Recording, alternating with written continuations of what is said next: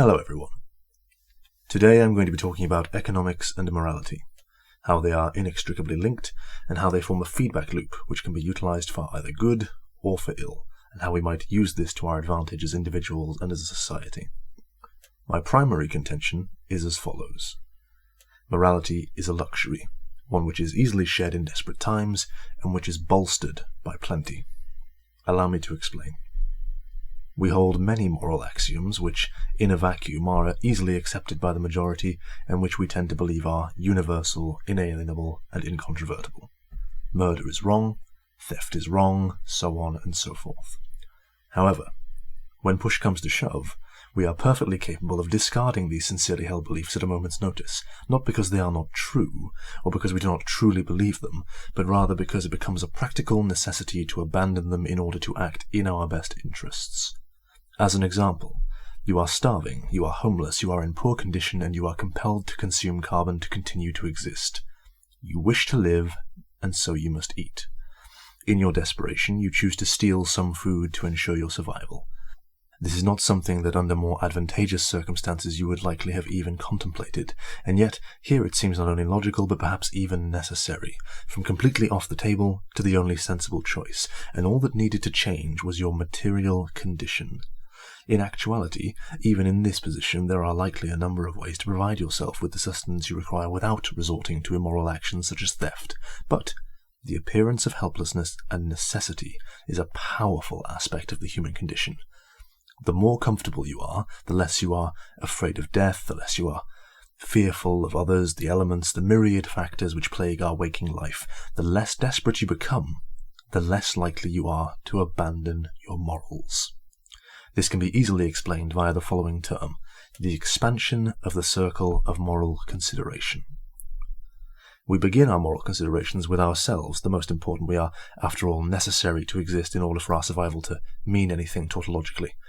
Then, once we are sure that we are safe and secure in our future, we begin to expand the circle to include others, our friends and relatives, then our countrymen, people with the same political affiliations, religions, races, etc., then people on the same continent, and then so on and so forth until you get to the entire human race, and then even further on into non-human species.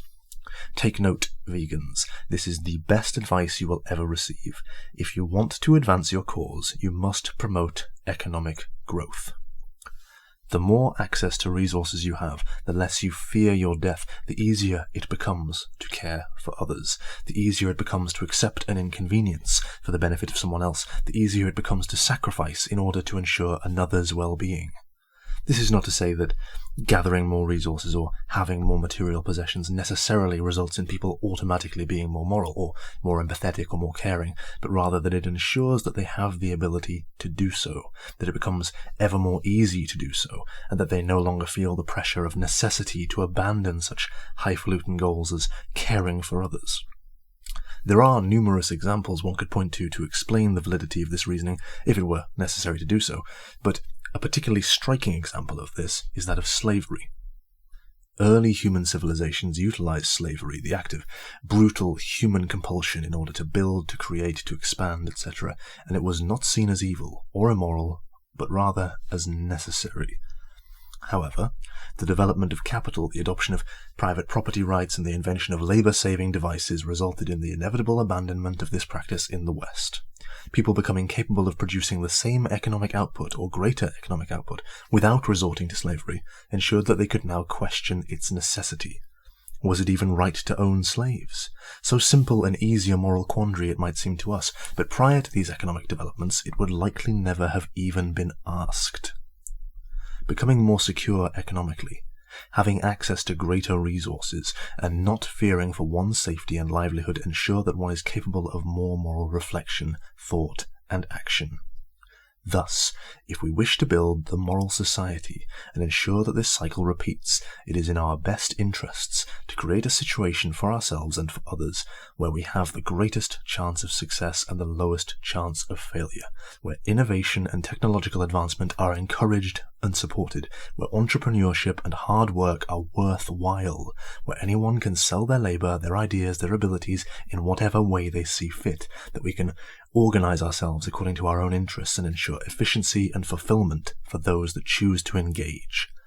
In short, if you want people to do good things, to act morally, and for society to develop the best people to shape the future, you need free markets, strong property rights, strong freedom of expression and association.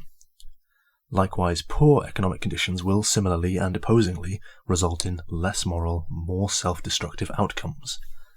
This is why economics matters to me. This is why I am a capitalist. This is why I think it should matter to you.